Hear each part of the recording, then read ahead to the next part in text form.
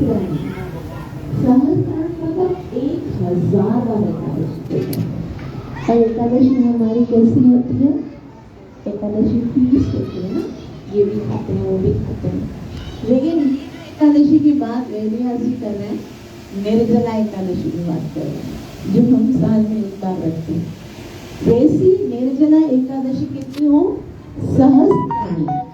मतलब कोई अगर 1000 निर्जल एकादशी रखता है, यत् फलम लभते नरः, उस 1000 निर्जल एकादशी रखने से एक व्यक्ति को, यत् फलम लभते नरः, एक व्यक्ति को जो लाभ प्राप्त होता है, राधा जन्माष्टमी पुण्यम, राधा रानी की जन्माष्टमी के दिन जो उपवास रखने से लाभ मिलता है, तस्मात् षड्गुणाधिकम, वो जो है उस 1000 एकादशी के लाभ से करोड़ गुना अधिक है।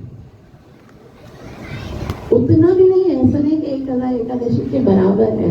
यहाँ लिखा तस्मात् राधा जन्माष्टमी पुण्यम, राधा जन्माष्टमी का जो उपवास है उसका जो पुण्य है, तस्मात् षड्गुणाधिकम, वो उससे करोड़ गुना अधिक है। तो हम सोचो भाई राधा अष्टमी तो 12 बजे हो जाता है, और जो निर्जला एकादशी है तो वो क्या होता है, 1-12 बजते हैं, दूसरे 12 बजते हैं, फिर 1, 2, 3, 4, 5, समय खत्म ही नहीं होता।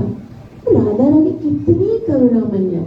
कृष्ण को देखो, जन्म लिया आधी रात को, है ना। कभी उन्होंने ये नहीं सोचा था कि भाई मैं इतना देर से जब जन्म लूंगा तो मेरे भक्त को इतना लंबा उपवास रखना पड़ेगा, रात तक खुलेगा ना। लेकिन राधा रानी ने सोचा नहीं, राधा रानी क्या है जानते हो?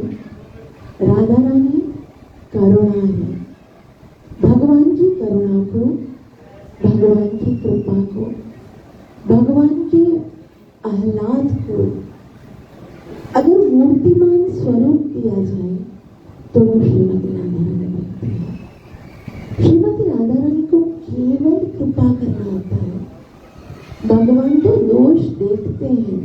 येषां त्वन्त गतम पापम जनानां पुण्यफलम्, ते द्वंद्व मोह निर्मुक्तो भजन्ते मां दृढ़व्रता।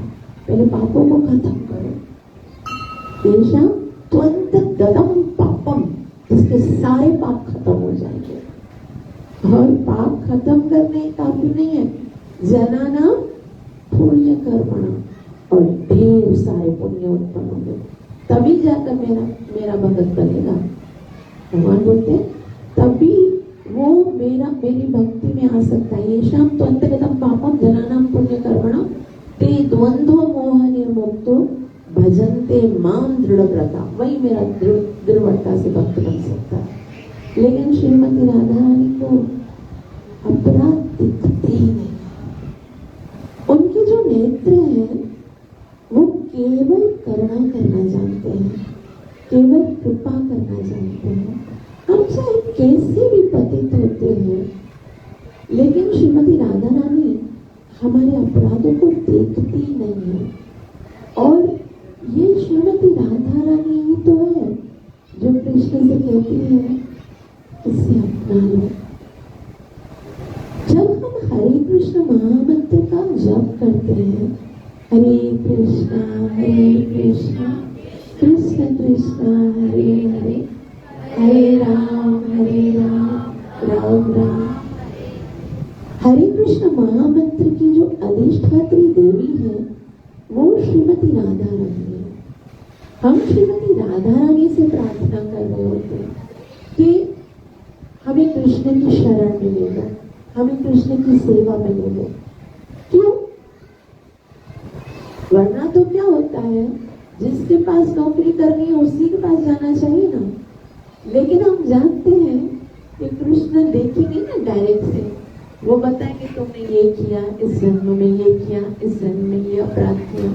जैसे जितने भी पास आए, सबको उसी तरह से उन्होंने बताया, भाई पहले तो ये थे, पहले अजगर बना था तो पहले वो क्या बने, पहले किसी ऋषि मुनि पर हंसा था, ये क्या था, बताते याद कराते। लेकिन श्रीमती राधा रानी वो हमारे अपराधों को देखती नहीं है।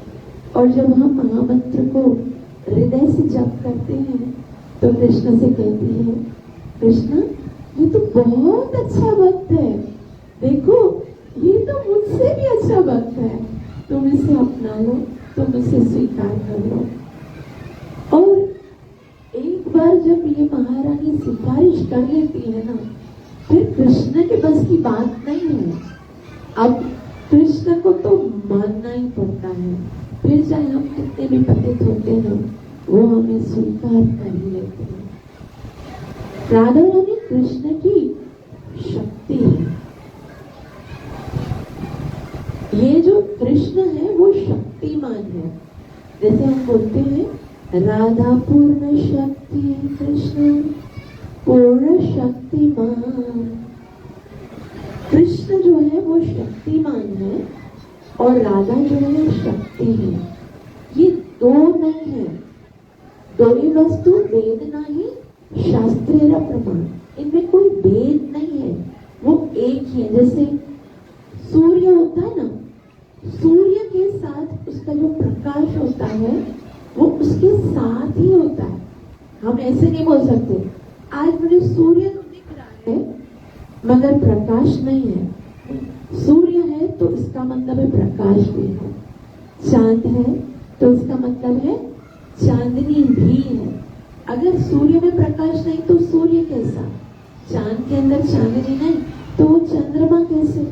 उसी तरह से राधा शक्ति है और कृष्ण शक्तिमान है, ये सेम एक ही है, लेकिन वो अलग अलग रूप में क्यों प्रकट होते हैं? क्योंकि कृष्ण अपनी कृपा को देखना चाहते हैं, कृष्ण अपने सौंदर्य को देखना चाहते हैं, कृष्ण अपने आह्लाद को देखना चाहते हैं। अब देखो हमारे और कृष्ण में क्या फर्क है, हम जो चाहते हैं वो कर नहीं सकते, लेकिन कृष्ण जो चाहते हैं वो कर सकते हैं। अगर हम सोचें हम दूसरों को देख सकते हैं, मैं आपको देख सकती हूँ, आप मेरे फेस को आप देख सकते हो, आपके फेस को मैं देख सकती हूँ, है ना। मैं अगर चाहूँ मैं अपने फेस को देख सकती हूँ, उसके लिए मुझे तो आईने की जरूरत पड़ेगी ना।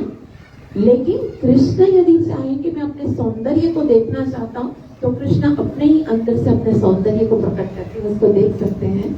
और वो सौंदर्य, वो आह्लाद, वो करुणा, वो कृपा जो कृष्ण के अंदर है वही श्रीमती राधा रानी का स्वरूप धारण करके सामने प्रकट हो जाती है। और यही राधा रानी जो है वो परम करुणामय है।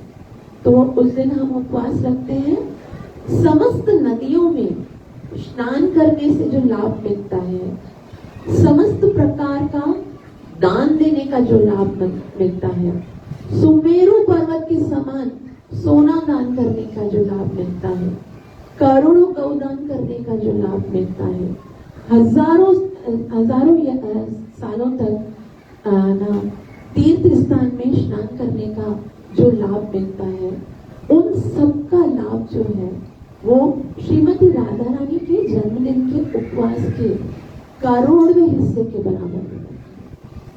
और करना क्या, सुबह सवेरे ब्रह्म मुहूर्त में उठना है, स्नान करके मंगल आरती करके नाम जप करना है। राधा रानी को जो सबसे ज्यादा प्यारा गिफ्ट हम दे सकते हैं वो है कृष्ण। हमारे पास कृष्ण कहाँ है? आज कृष्ण हमारे पास अपने नाम के स्वरूप में। महाप्रभु कहते हैं ना, अभिनत्वा नाम नामिनो, नाम और नामी में कोई अंतर नहीं है। तो जब हम श्रीमती राधा रानी के समक्ष बैठकर भगवान के पवित्र नाम का जप करते हैं, ये उनके जन्मदिन का सबसे सुनहरा और अनमोल गिफ्ट है। तो यहाँ पर भगवान श्री कृष्ण बोलते हैं कि मैं तो भक्तों के पराधीन हूँ, भागवत में भगवान कहते हैं अहम भक्त पराधीना यह स्वतंत्र इवोद्विज साधुभिर भक्त हृदया भक्त जना प्रिया। भगवान कहते हैं कि जो मेरा डायरेक्ट से भक्त होता है ना, जो डायरेक्ट से मेरी भक्ति करता है ना, उसको तो मैं अपना भक्त मानता ही नहीं हूं। तो मानो हम पूछे भाई जो भक्ति करता है उसको अपना भक्त नहीं मानते हो तो किसको मानते हो? तो कृष्ण कहते हैं जो मेरे भक्तों की भक्ति करता है वास्तव में वही मेरा सच्चा भक्त है। तो अभी हमको भक्तों की तलाश करनी पड़ेगी। भगवान तो किधर जाने वाले नहीं, टेम्पल में बैठेंगे, वो डायरेक्ट से तो स्वीकार भी नहीं कर रहे हैं। बोले किसके माध्यम से जाओ? मेरे भक्त के माध्यम से जाओ। तो यहाँ पर एक बहुत ही सुंदर शास्त्र है सनातन गोस्वामी के द्वारा, और उसका नाम है बृहद भागवत। बृहद भागवत में भक्तों की सूची बताई गई है, लेवल्स बताए गए। उसमें बताया गया है इस संसार में सबसे बड़े भक्त हैं इंद्र, इंद्र से भी बड़े भक्त हैं ब्रह्मा जी, ब्रह्मा से बड़े भक्त हैं शिव जी, शिव जी से बड़े भक्त हैं प्रहलाद महाराज। प्रहलाद महाराज के पास जाके बोला आप तो बड़े महान भक्त हो। वो कहते नहीं मैं थोड़ी महान भक्त हूँ, मुझसे ज्यादा महान है हनुमान जी। हनुमान से पूछा आप महान हो? बोला नहीं मैं तो इतना महान नहीं हूँ, मुझसे भी ज्यादा महान है पांडव। और पांडवों के पास गए तो बोला मुझसे भी महान भक्त है उग्रसेन। उग्रसेन जी से पूछा तो वो कहने लगे मुझसे ज्यादा महान है उद्धव जी। उद्धव के पास गए तो उन्होंने कहा मुझसे भी ज्यादा महान भक्त है ब्रज गोपिका। फिर गोपियों के पास गए तो कहा गोपियों ने हम में यदि कोई सर्वश्रेष्ठ भक्त है तो वो है श्रीमती राधा रानी। उनसे बढ़कर ना तो कोई भक्त हुआ है, ना है और ना ही कभी होगा। श्रीमती राधा रानी की, श्रीमती राधा रानी जो है वो ही भक्ति की पराकाष्ठा है। आज भगवान की लिए हृदय के अंदर जो भाव है, किसी के भी इस पूरे संसार में, पूरे विश्व में, समस्त ब्रह्मांडों में कोई भी व्यक्ति यदि भगवान श्री कृष्ण से प्यार करता है, उनके प्रति यदि कोई निष्ठा है, कोई भाव है, यदि भगवान श्री कृष्ण की ओर आकर्षण है, तो वास्तव में ये श्रीमती राधा रानी की कृपा से प्राप्त हुआ है।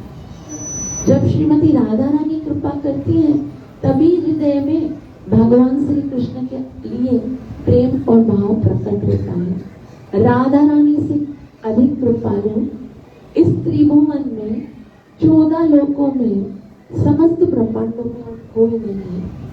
क्योंकि कोई भी अपने प्रेम को शेयर नहीं करता। जिससे हम प्यार करते ना उसको हम कभी भी शेयर नहीं करते। लेकिन श्रीमती राधा रानी है जो कि संपूर्ण अधिकार है, लेकिन फिर भी सबको कृष्ण को सबके साथ बांटती रहती है, सबको कृष्ण का बनाती रहती है। क्योंकि प्रेम का क्या मतलब होता है?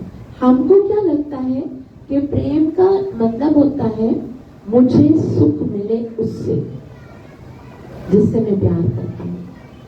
लेकिन ये बिल्कुल गलत डेफिनेशन है। इस संसार में कोई भी व्यक्ति यदि किसी से प्रेम का दावा करता है तो वो यही सोचता है कि इस व्यक्ति से मुझे सुख मिले। बहुत ही एक निर्दोष प्रेम माना जाता है माता और पुत्र का, जिसमें माता जो है वो बगैर किसी इच्छा के जो है वो अपने पुत्र से प्यार करती है। लेकिन आज देखा जाए तो वो बड़ा करके यही सोचती है कि मेरा बेटा बड़ा हो जाएगा, मैं तो बूढ़ी हो जाऊंगी, फिर वो मेरा ख्याल रखेगा, है ना, वो मेरा आधार बनेगा। इसी के लिए सारी तपस्या करती है, इसी के लिए सारा प्रेम न्योछावर करती है। नहीं, वो ख्याल नहीं रखता तो बोलते हाँ तो अलग थी बेटा, अब तुम जाओ अपना घर अलग बसाओ, मेरे से भक्ति नहीं है। तो वास्तव में इस भौतिक जगत में जो प्रेम है वो स्व सुख की कामना है, इसलिए उसको प्रेम कहा ही नहीं गया शास्त्रों में। शास्त्रों में क्या कहा? निज इंद्रिय तृप्ति वांछा तारणम काम। जो अपनी इंद्रियों को तृप्त करना चाहते हैं उसका नाम तो काम है, जिसे हम लस्ट कहते हैं।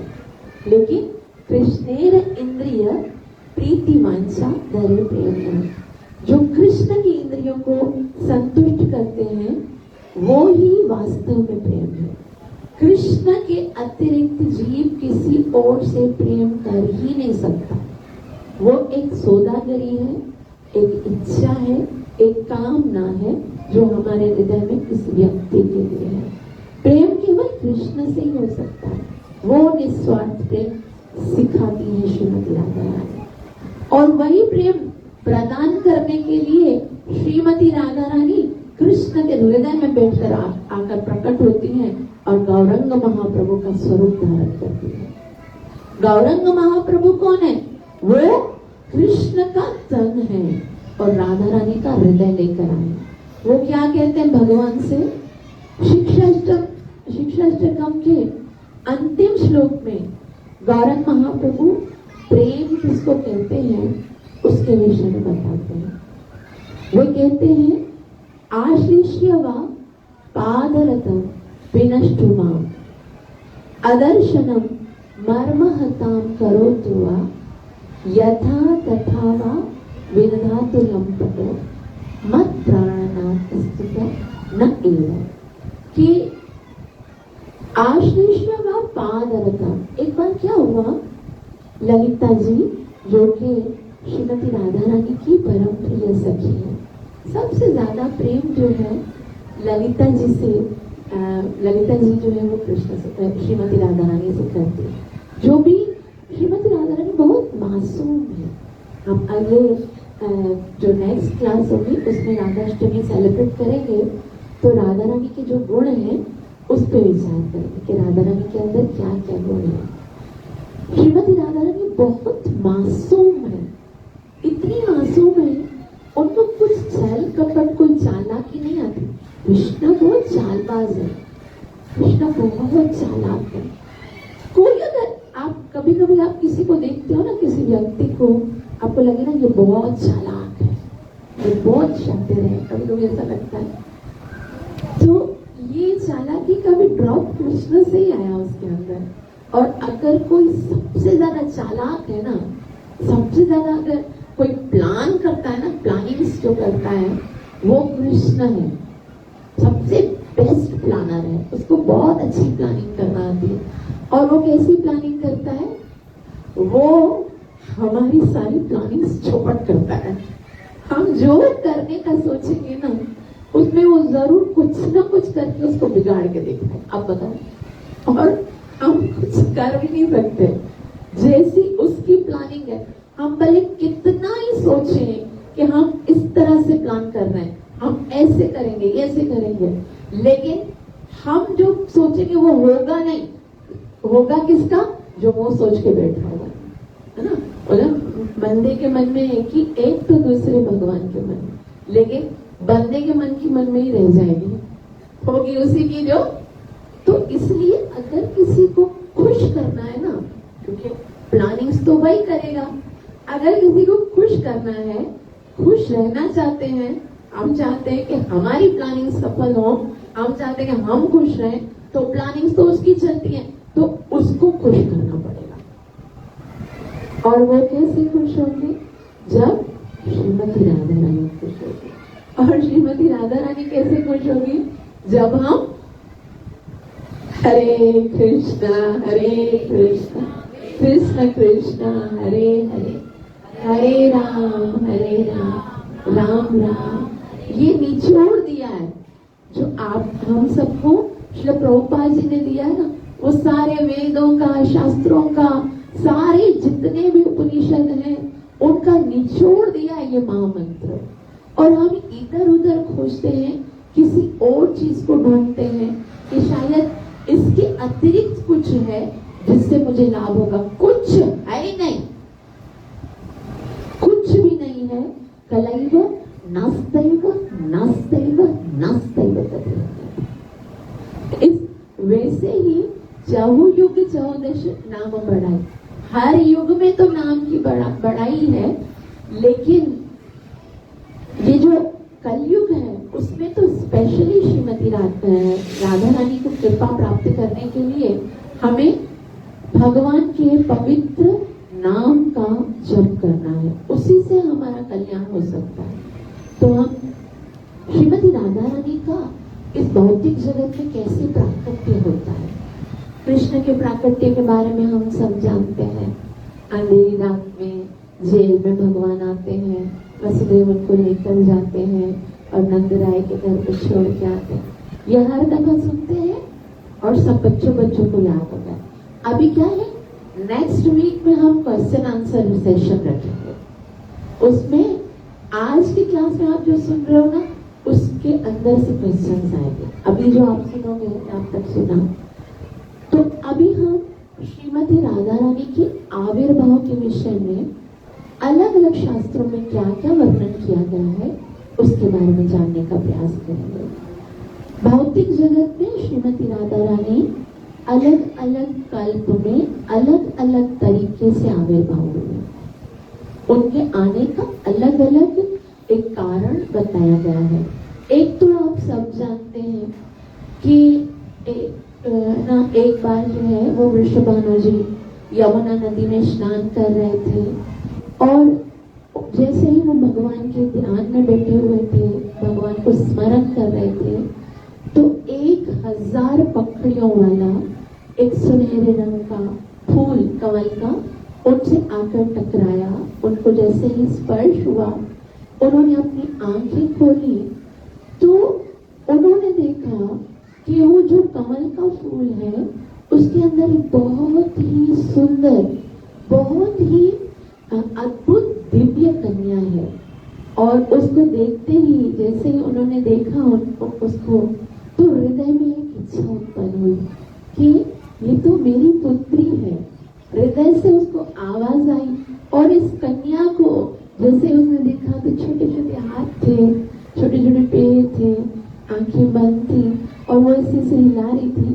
तो वो कन्या को लेकर राजा वृषभानु जो है वो अपने घर जाते हैं और अपने महल में लेकर आते हैं, और अपनी पत्नी कीर्तिदा रानी से कहते हैं, देखो तुम्हें बहुत इच्छा थी ना एक कन्या की, आज भगवान ने हमारी सुन ली। और इस तरह से राधा रानी वृषभानु जी और कीर्तिदा जी को मिली। ये एक कल्प की बात है, लेकिन अलग अलग कल्पों में श्रीमती राधा रानी की आविर्भाव की अलग अलग कथाएं हैं। ललित माधव में श्री रूप गोस्वामी में श्रीमती राधा रानी के जन्म की एक बहुत ही अद्भुत और सुंदर कथा बताते हैं। वे बताते हैं कि श्रीमती राधा रानी जो इस भौतिक जगत में आई है, वो किस तरह से आई, वो कैसे बताते, बोले पूर्णमासी जो पूर्णमासी है उनके द्वारा गर्ग मुनि की एक पुत्री थी जिनका नाम था गार्गी।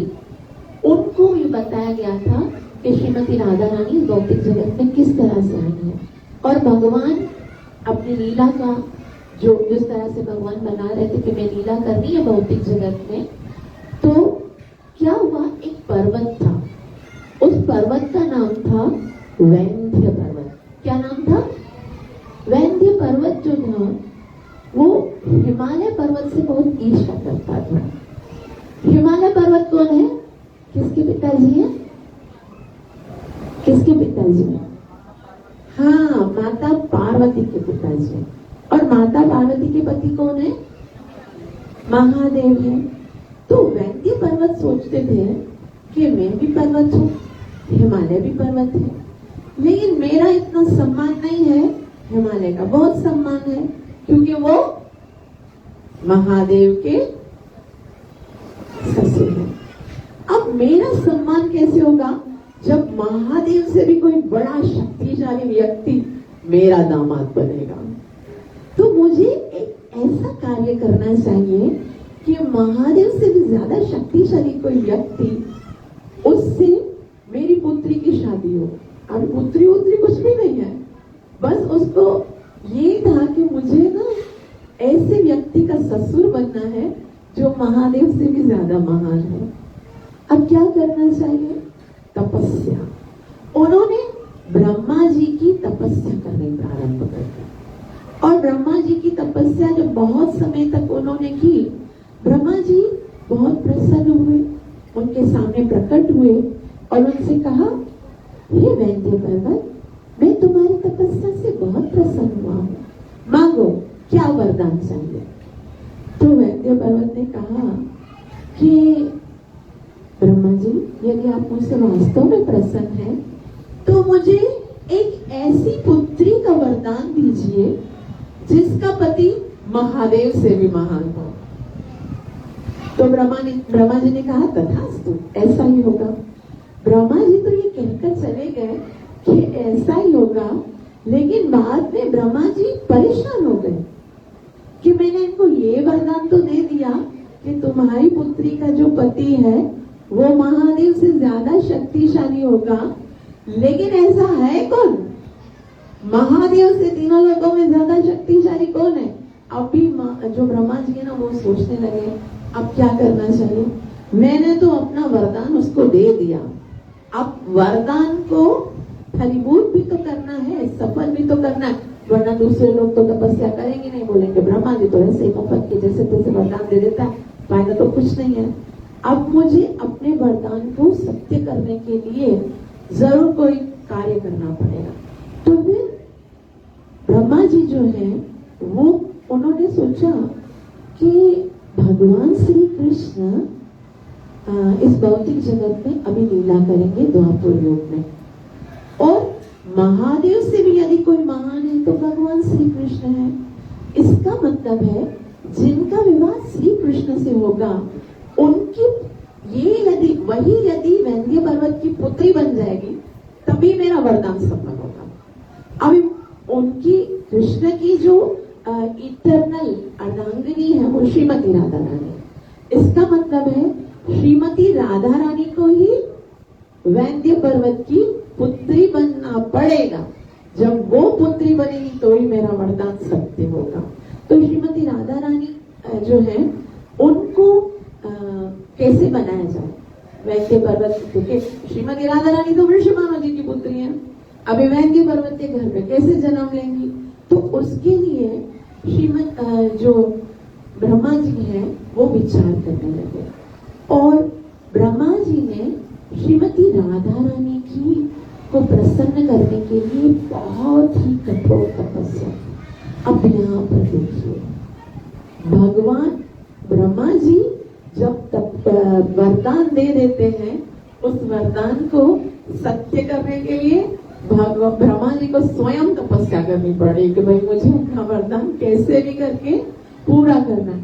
तो श्रीमती राधा रानी के लिए बहुत तपस्या की और श्रीमती राधा रानी जब प्रसन्न हुई तो ब्रह्मा जी ने कहा कि मैं आपसे एक वरदान मांगना चाहता हूँ कि आप कृपया वैद्य पर्वत की पुत्री बन जाओ, क्योंकि मैंने उनको वरदान दिया है कि जो उनका दामाद होगा वो महादेव से भी ज्यादा शक्तिशाली होगा और वो तो कृष्ण ही हो सकता है, तो आपको वैद्य पर्वत की पुत्री बनना पड़ेगा।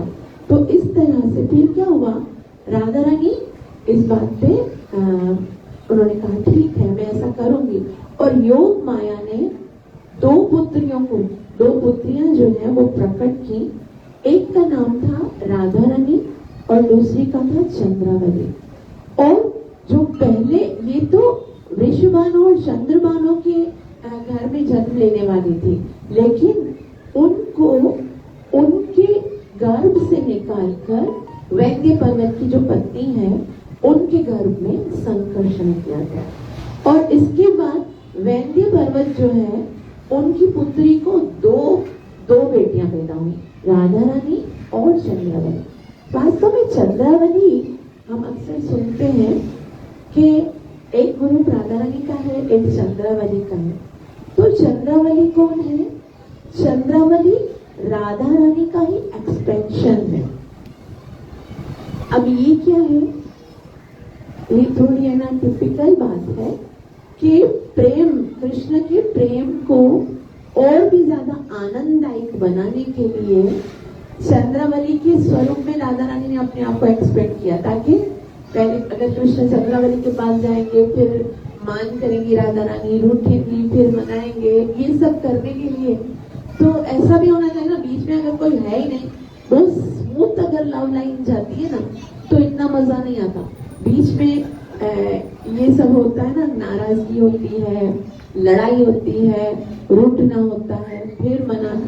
ऐसे बताते थे गुरु महाराज कि कृष्ण का पूरे दिन का 24 आवर्स में 20 से 22 घंटे तो राधा रानी को मनाने में निकलते थे। खाली उनको यही काम था, राधा रानी रूठती थी, मान करती थी, फिर कृष्ण उनको मनाते थे। अभी हम सोचे कि राधा रानी का जीवन है कृष्ण की सेवा करना, कृष्ण को प्रसन्न करना, तो फिर राधा रानी क्यों नाराज होती है? जब उनको कृष्ण को खुश करना ही उनके जीवन का एकमात्र लक्ष्य है, तो फिर मान क्यों करती हैं, नाराज क्यों होती हैं? उसका कारण भी कृष्ण की प्रसन्नता है, क्योंकि कृष्ण को अच्छा लगता है राधा रानी रूठे, तो बोले रूठ कर तो और भी ज्यादा अच्छी लगती है, मतलब ऐसे बोलते हैं ना। तो इस तरह से रूठती है, फिर कृष्ण मनाते हैं। अब क्या हुआ कि वैद्य पर्वत के यहाँ पर जब ना वो ट्रांसफर कर दी गई, उसी समय जो है वो भगवान श्री कृष्ण का मथुरा में जन्म हुआ था। और मथुरा के कारागार में, ये तो सब आपको पता है कि जैसे ही अष्टम गर्भ वहां पर उत्पन्न हुए, उसी टाइम पर आकाशवाणी हुई कि आप इनको लेकर जाइए मथुरा में, मथुरा से गोकुल में। और जैसे ही वो लेकर जा रहे थे, वहां से नंद बाबा के यहाँ से एक पुत्री लेकर आए थे। वहां पर नंद बाबा के घर में यशोदा के यहाँ से जो पुत्री उत्पन्न हुई थी, उसको जब वसुदेव लेकर आए और उसको जैसे ही पटका, उस समय जैसे ही पटका तो फिर क्या हुआ, वो जो देवी है, वो जो कन्या है, वो अष्टभुजा देवी का स्वरूप धारण कर ली और अष्टभुजा देवी के स्वरूप में आकर कहने लगी, जोर से उन्होंने बोला, हे मूर्ख कंस, मुझे मारने से तुझे कुछ लाभ होने वाला नहीं है, तुझे मारने वाला तो कहीं और जा चुका है, और तुम पहले जन्म में काल नेमी राम के राक्षस थे। कंस को बता रही है वो कन्या कि तुम पहले जन्म में काल नेमी नाम के राक्षस थे और भगवान ने युद्ध के समय अपने चक्र से तुम्हारा नाश कर दिया था। अब मैं तुम्हें ये बता रही हूँ कि इस स्वरूप में, कंस के रूप में भी जब तुम आए हो ना, तो भगवान तुम्हारा विनाश करेंगे। और अब मैं तुम्हें ये बताने वाली हूँ कि वो होंगे कौन। वो पूरा बताती हैं कि भगवान के साथ साथ इस धरती पर 8 महाशक्तियों का भी जन्म हुआ है, और उन 8 महाशक्तियां जो कि बहुत ज्यादा दिव्य हैं, बहुत सुंदर हैं, इस धरती पर जन्म ले चुकी हैं। उन 8 महाशक्तियों का नाम बताते हुए वे कन्या कहती है, उनके नाम है राधिका, चंद्रावली, ललिता, विशाखा, पद्मा, शत्या, श्यामला और भद्रा। ये 8 महाशक्तियों की दो, उनमें भी जो सबसे ज्यादा श्रेष्ठ हैं, इनके अंदर बहुत सारे गुण हैं, वो बहुत ज्यादा यशस्वी हैं। जो उन 2 लड़कियों से विवाह करेगा वो बहुत ज्यादा शक्तिशाली होगा, और वो राजेंद्र इतना ताकतवर होगा कि वो महादेव को भी जन्म में हरा सकता है, युद्ध में उसको भी हरा जाएगा। इस तरह से वो 2 शक्तियों का जो पति बनेगा, अभी उनको पता चला कि ये कन्याएं हुई है, और साथ में उनका जो पति होने वाला है वो ही है ना मेरा काल बनने वाला। तब कंस ने जो है वो पूतना को भेजा और पूतना होगा जितने भी बच्चे पैदा हुए ना इन दिनों में उन सबको तुम्हें मारना है। पूतना क्या कर रही थी, एक एक गांव में जाकर सारे ही बच्चों को मार रही थी। जब ऐसा कर रही थी तो वैंध्य पर्वत की बीवी, जैसे वैंध्य पर्वत की जो पत्नी थी, उनको जो 2 पुत्रियां उत्पन्न हुई थी, उन्होंने सोचा कि हम यज्ञ करवाते हैं और संस्कार करते हैं अपनी पुत्री का और अपनी पुत्रियों का नामकरण संस्कार यज्ञ करने। उन्होंने जैसे ही यज्ञ करना शुरू किया तो क्या हुआ, वहां पर 2, जैसे वैंध्य पर्वत की पत्नी थी, उनकी गोद में 2 पुत्रियां बैठी हुई थी। यज्ञ चल रहा था, ऊपर से पूतना आई और दोनों पुत्रियों को अपने बाजुओं में लेकर उड़ गई। पूतना तो बहुत बड़ी राक्षसी थी, इतने सारे ब्राह्मण बैठे हुए थे, यज्ञ कर रहे थे और बीच में पूतना लेके गए। तो अभी वैंध्य पर्वत ने सोचा कि अभी हमें क्या करना चाहिए, हम कैसे राक्षस से पहुंच तो नहीं सकेंगे, हम युद्ध तो नहीं कर सकेंगे, तो कुछ ऐसा पावर हो कि उससे हम कैसे छुड़ाएं। ब्राह्मणों ने कहा आपको कोई भी पैनिक करने की जरूरत नहीं, आप बैठिए। तो वैंध्य पर्वत ने कहा मैं शांत होकर कैसे बैठ सकता हूँ, मेरी पुत्रियों को तो वो लेकर गई है। बोला आप देखो, हम मंत्रों का उच्चारण करेंगे और उन मंत्रों की शक्ति से इस राक्षसी की जो शक्ति है वो क्षीण होने लगेगी। तो जैसे ही वो क्षीण होने लगेगी तो पुत्रियां जो है उसके हाथ से निकल जाएंगी। तो सारे ब्राह्मण जो है वो बहुत ही शक्तिशाली मंत्रों का पाठ करने लगे और पूतना जो है वो जैसे ही उड़ रही थी तो उड़ते उड़ते उसकी शक्ति इतनी कम हो गई, इतनी कम हो गई कि वो उन बच्चियों को संभाल नहीं सकी। और जैसे ही वो और भी उड़ रही थी, मंत्र जाप और भी हो रहे थे, और भी ज्यादा कमजोर हो गई। और जैसे ही वो आगे पहुंची नदी के किनारे, एक विदर्भ देश है, विदर्भ देश के राजा के सामने आकर उसके हाथ से चंद्रावली गिर गई और वो विदर्भ देश के राजा को मिली। उसके बाद जब पूतना हवा में उड़ रही थी तो जो दूसरी कन्या श्रीमती राधा रानी है वो भी उनके हाथ से निकल गई।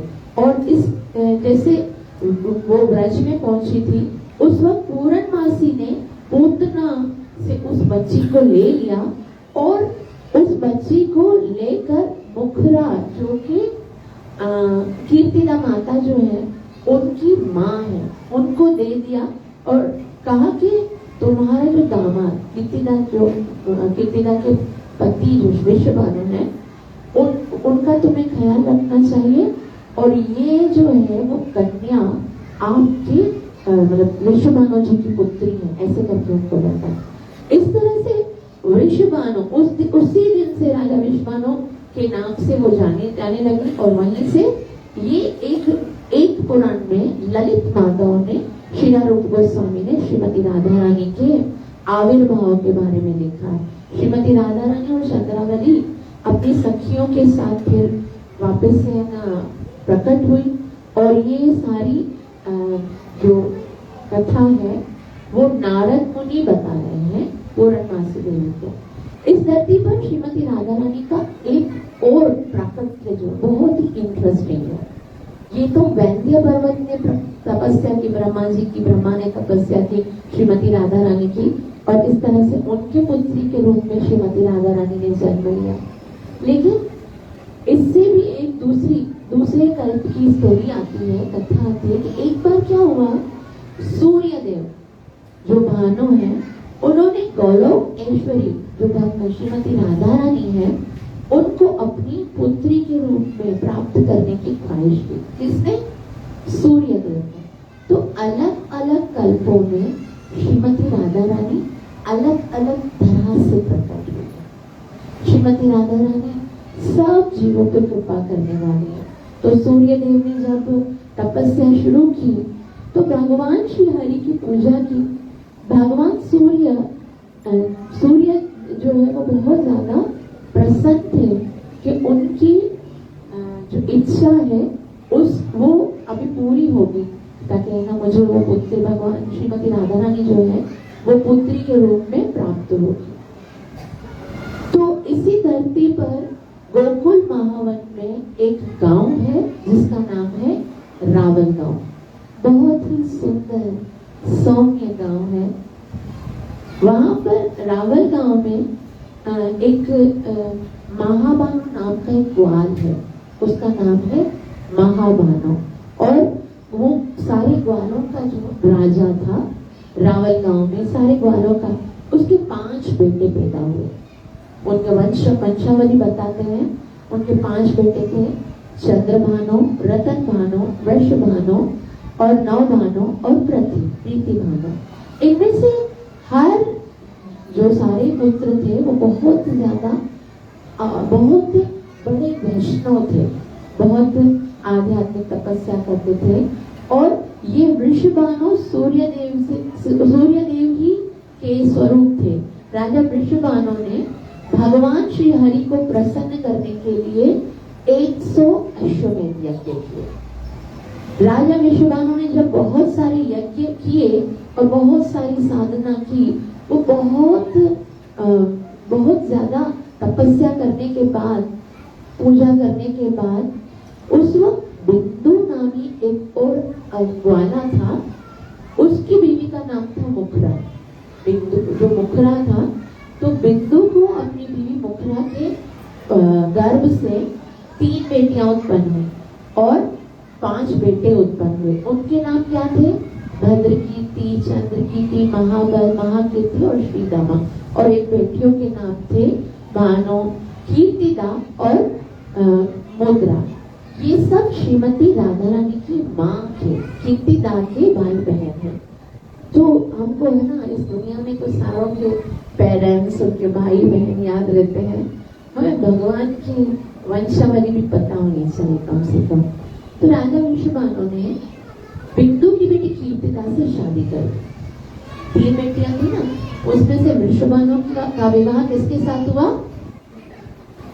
कीर्तिदा मैया के साथ। और कुछ पुराणों में कीर्तिदा भी बताया गया है, श्रीमती राधा रानी का नाम, उनकी माता का नाम। और कुछ पुराणों में ये भी बताया गया है कि श्रीमती राधा रानी की माता का नाम कलावती था। राजा वृषभानु ने बहुत आनंद के साथ अपनी पत्नी के साथ वहां पर रहने लगे। उनको कोई पुत्री नहीं थी, तो उनको कोई संतान नहीं थी। उनको बहुत इच्छा थी कि हमें पुत्री उत्पन्न हो, और इसलिए उन्होंने बहुत सारी पूजाएं की, बहुत सारी तपस्याएं की, बहुत कुछ दान दिया, बहुत सारे तीर्थों में गए, लेकिन फिर भी उनको कोई संतान उत्पन्न नहीं हुई। वृषभानु जी और कीर्तिदा मैया बहुत समय तक अपनी संतान प्राप्त करने के लिए वो प्रयास कर रहे थे। लेकिन आखिर एक दिन कीर्तिदा माता ने वृषभानु से कहा कि आपकी कुलदेवी तो कात्यायनी मैया है, आप ऐसा करो ना, कात्यायनी माता की तपस्या करो। जब आप कात्यायनी माता की तपस्या करोगे, वो प्रसन्न हो जाएंगे, तो आप उनको बोलना कि हमें संतान चाहिए। तो वृषभानु जी ने कात्यायनी माँ की पूजा करने लगे और मौन व्रत धारण कर दिया। बोला जब तक कात्यायनी माँ नहीं आएगी तब तक मैं बोलूंगा नहीं। और बहुत ही समय के बाद, तपस्या करने के बाद, एक दिन वो अपने उपवास में साधना में बैठे हुए थे, तो उन्होंने एक आवाज सुनी, जैसे आकाशवाणी सुनी। वृषभानु जी किसकी तपस्या कर रहे थे? किसकी कर रहे थे? कात्यायनी माँ की। तपस्या करते करते उसको एक आवाज सुनाई दी। देखो, जब हम किसी भी देवता की, अपने कुल देव की तपस्या करते हैं और हम कोई मांग नहीं रखते हैं ना, तो वो हमें क्या प्रदान करते हैं? या तो हम मांगेंगे, भाई मुझे बेटा दे दो, मुझे बेटी दे दो, मुझे ये दे दो, मुझे वो दे दो, तो वो सस्ते में छूट जाएंगे। ले लिया, उसका जो है ना हिसाब किताब पूरा होगा। लेकिन वृषभानु जी कुछ मांग नहीं रहे थे, वो तपस्या कर रहे थे। तो उनको एक आकाशवाणी सुनाई दी। आकाशवाणी में क्या? कात्यायनी माँ वृषभानु जी से कहती है, हरि नाम विना वत्स कर्णशोधिर्न जायते तस्मात् श्रेयस्य कर्मार्जन। हरि नाम कीर्तन ग्रहाण हरिनामानि यथा कर्म विनंदत।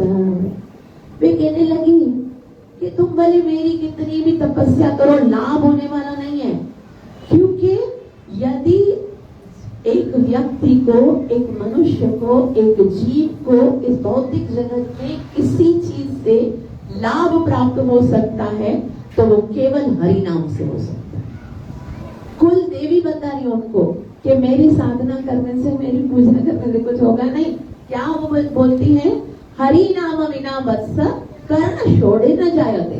हरि नाम का जब तक नाम जप नहीं करोगे ना, तब तक कुछ फायदा होने वाला नहीं। इसलिए क्या करो? तो इसलिए हरि नाम अनुकीर्तनम, भगवान के नाम का कीर्तन करो। जब राजा वृषभानु जी यमुना नदी के किनारे पर बैठकर ये सुन रहे थे तो उन्होंने क्या, हरि नाम का जप स्टार्ट कर दिया। और ये पहले व्यक्ति हैं, आपको पता है, ब्रह्मांड के प्रथम व्यक्ति जिन्होंने हरे कृष्ण महामंत्र का जप किया है वो है वृषभानु जी। वृषभानु जी वो जप करने लगे क्योंकि उनकी कुलदेवी का ये आदेश था, तो वो जप करने लगे, हरे कृष्ण कृष्ण कृष्ण हरे हरे, हरे राम राम राम हरे हरे। उसके बाद कात्यायनी माँ ने प्रकट होकर उनको कहा कि आपको जो वरदान चाहिए वो प्राप्त करने के लिए आपको गुरु करना पड़ेगा। तो वृषभानु ने कहा, भैया मैं किसको गुरु बनाऊं? तब कात्यायनी माँ ने कहा कि तुम्हें कर्तु मुनि को गुरु बनाना चाहिए। कर्तु मुनि के पास जाओ, उनसे दीक्षा लो। कर्तु मुनि से पूछा कि मुझे कौन सा मंत्र जप करना चाहिए, तभी वो कहते हैं इति षोडशकं नाम मुख नाम नाम, कि ये जो महामंत्र है 16 अक्षर से बना हुआ, इससे बड़ा और कोई मंत्र है ही नहीं। आपको इस महामंत्र का ही जप करना है। तो राजा वृषभानु को ये कृतु मुनि ने ये मंत्र दिया और उसको वो प्रेम से जप करने लगे। जप करते रहे, बहुत समय तक हरिनाम का जप किया। उनका हृदय पवित्र हुआ, उनके कर्ण पवित्र हो गए। उनका जैसे जैसे हम नाम जप करते रहते हैं हमारा हृदय इतना शुद्ध हो जाता है। इसीलिए चैतन्य महाप्रभु कहते हैं चेतो दर्पण मार्जनम, चित्त को साफ करने के लिए और कुछ नहीं है, केवल हरिनाम संकीर्तन। ये हरिनाम का जो संकीर्तन है उसी के द्वारा हृदय जो है वो आनंदित हो सकता है, प्रसन्न हो सकता है, शुद्ध हो सकता है। तो इस तरह से कर्तु मुनि ने वृषभानु जी को ये महामंत्र का उच्चारण करना बताया। कर्तु मुनि से ये महामंत्र प्राप्त करने के बाद वृषभानु ने उनको दंडवत प्रणाम किया और वो भक्ति के साथ उस मंत्र का जाप करने लगे। कुछ समय के बाद कात्यायनी देवी कात्यायनी जो है वो राजा वृषभानु से खुश होकर पुनः प्रकट होती है और राजा ने कात्यायनी माता को बहुत ही प्रणाम किया, उनका आदर सत्कार किया। जब अब कात्यायनी माँ अब उनसे पूछती है कि पुत्र मैं तुमसे बहुत प्रसन्न हूँ, अब बताओ क्या चाहिए। तभी कात्यायनी माँ ने कहा, जैसे ही उन्होंने पूछा तो फिर वृषभानु जी क्योंकि इतने समय से हरिनाम का जप कर रहे थे तो बोला मुझे कोई वरदान नहीं चाहिए, आप प्रसन्न हो गए, अभी मुझे और कुछ भी नहीं चाहिए। तब कात्यायनी माँ ने कहा नहीं, कुछ तो इच्छा लेकर आए थे तो वो मैं तुम्हारी इच्छा अवश्य पूरी करूंगी। क्या इच्छा लेकर आए थे? वृषभानु जी को किसने भेजा था तपस्या करने के लिए? कीर्तिदा मैया ने, कि तुम कात्यायनी माँ का तपस्या करोगे तो वो आपको क्या दे देगी? संतान का वरदान दे देगी। तो फिर वृषभानु जी ने कहा कि यदि आपको पता है कि मैं किस लिए तपस्या कर रहा था तो फिर आप मुझसे पूछ क्यों रहे हो? अगर आप समझते हो मैं योग्य हूँ तो आप मुझे वरदान प्रदान करो। तो इस तरह से वृषभानु के इन शब्दों को सुनकर कात्यायनी माता ने राजा वृषभानु को एक सोने का एक अंडे जैसा एक बॉक्स दिया कात्यायनी माँ ने उनको एक बॉक्स दिया जो हजारों सूर्यों की तरह प्रकाशमान था। तब कात्यायनी देवी वहां से अलूप हो गई और महाराजा वृषभानु जी बहुत ही आनंद के साथ इसको घर में लेकर आए और फिर उनको इस तरह से श्रीमती राधा रानी कुछ समय के बाद उनको प्राप्त हुई। और राधा रानी इस भौतिक जगत में भगवान श्री कृष्ण का जो जन्म होता है उससे 15 दिन के बाद जब ये भाद्रपद की कृष्ण पक्ष की जो अष्टमी होती है उस दिन उनका जन्म होता है। तो अलग अलग कल्पों में अलग अलग तरीके से श्रीमती राधा रानी प्रकट होती है और उनके प्राकट्य का केवल एक ही उद्देश्य है, केवल एक ही उद्देश्य है कि कृष्ण को प्रसन्न करना है। और कृष्ण को प्रसन्न करने के अतिरिक्त और उनको कुछ नहीं चाहिए। जैसे वो ये नहीं चाहती कि कृष्ण मुझे प्रसन्न करे। हमारे प्रेम में और श्रीमती राधा रानी के प्रेम में कितना फर्क है। हम हमेशा यही सोचते हैं कि कृष्ण हमें खुश करे, हम फरमाइशों की लिस्ट दें और कृष्ण उसको पूरा करे। मैं तो भक्त हूँ, मैं तो नाम जप करता हूँ, मैं तो कीर्तन करता हूँ। अब भगवान की ये ड्यूटी है कि वो योगक्षेमम वहामिहम्, मेरे जो मेरे पास नहीं है वो मुझे प्रदान करे और जो है उसकी रक्षा करे। लेकिन श्रीमती राधा रानी बोलती है आश्लिष्य व पादरताम, अगर उसकी इच्छा हो, आश्लिष्य व मतलब अगर वो चाहता है तो मुझे आलिंगन करे, वो चाहता है मुझे प्यार करे, या फिर पिनष्टुमा अदर्शनम, या तो अगर उसकी इच्छा नहीं है तो फिर अपने दर्शनों से वंचित रख दे, मुझे कभी दर्शन ही ना दे। उसकी इच्छा है, वो यदि खुश होता है मुझे प्यार करे, मुझे आलिंगन करे। यदि उसकी इच्छा नहीं है तो वो मुझे दर्शनों से वंचित रखकर मेरा हृदय तोड़ दे। या वो क्या करे, अगर आगे क्या है, आश्लिष्यमां पादरतां पिनष्टुमां अदर्शनम मर्म हताम करोतुवा, भले संसार में मेरी मानहानि हो जाए, मर्म मेरा जो भी है ना यश है वो खत्म कर दे। मर्म हताम करोतुवा यथा तथा व विदधातु लंपट, उसको जैसा अच्छा लगता है, मुझे खुश देखकर उसको अच्छा लगता है तो मुझे खुशी दे। यदि मुझे रोता हुआ देखकर उसे अच्छा लगता है तो दुनिया भर के दुख दे दे बने। वो खुश रहे, इसके अतिरिक्त मुझे और कुछ नहीं चाहिए। मुझे तो केवल इतना चाहिए कि मैं अपने कार्य से उससे कैसे खुश करूं। और अगर वो मुझे नहीं भी मिलता है, अगर वो मुझे प्रेम प्रदान नहीं भी करता है, ललिता जी पूछती हैं राधा रानी से, तो क्यों इसके लिए इतना फिक्र करती हो? वो तो तुम्हारी कोई चिंता नहीं करता, कभी उधर बैठा हुआ है, कभी उधर बैठा हुआ है, कभी कोई सोचता नहीं। तो बोलता है वो भले कैसा भी करे, उसको जैसा अच्छा लगता है वैसा करे। मत प्राणनाथ अस्तु सनत एवं नापरा, मेरे कृष्ण के अतिरिक्त और कोई नहीं है। कृष्ण के अतिरिक्त कोई मेरा प्राणनाथ नहीं है। कृष्ण के अतिरिक्त कोई मेरा प्रिय नहीं है। चाहे वो मुझे गाढ़ आलिंगन दे, चाहे अपने पैरों से कुचल दे, चाहे अपने दर्शनों से वंचित रखे, मेरा हृदय तोड़ दे, वो जो चाहे सो करे, लेकिन वो ही मेरे प्राणनाथ है। तो श्रीमती राधा रानी से हम यही प्रार्थना करेंगे, हे श्रीमती राधा रानी, आपकी अपार करुणा, आपकी अपार भक्ति, आपका अपार प्रेम की एक छोटी सी बूंद भी यदि हमारे जीवन में उतर जाए तो हमारा ये मनुष्य जीवन सफल हो जाएगा। और कृष्ण के प्रति हमारे हृदय में जो प्रेम ना जाने कितने जन्मों से सुप्त पड़ा है वो जागृत हो जाएगा।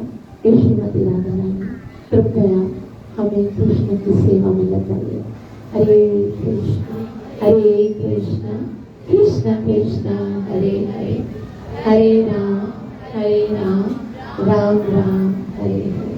आप सबका बहुत बहुत आभार जो इतना प्रेम से श्रवण किया। कृपया मुझे आशीर्वाद अवश्य दीजिएगा कि मैं कृष्ण के प्रति अपने प्रेम को बढ़ा सकूं, हरि नाम को प्रेम के साथ उच्चारण कर सकूं। ग्रंथराज श्रीमद्भागवत महापुराण की, कलि पावन अवतार चैतन्य महाप्रभु की, कलियुगाधार हरे कृष्ण महामंत्र की, नित्य लीला प्रवेश अभय चरणारिंद भक्तिवेदांत स्वामी श्रीला प्रभुपाद की, गौ प्रेम। Thank you so much.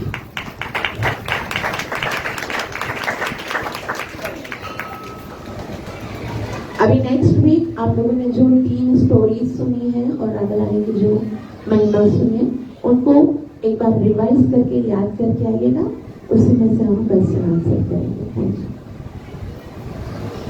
5 minute कीर्तन करेंगे।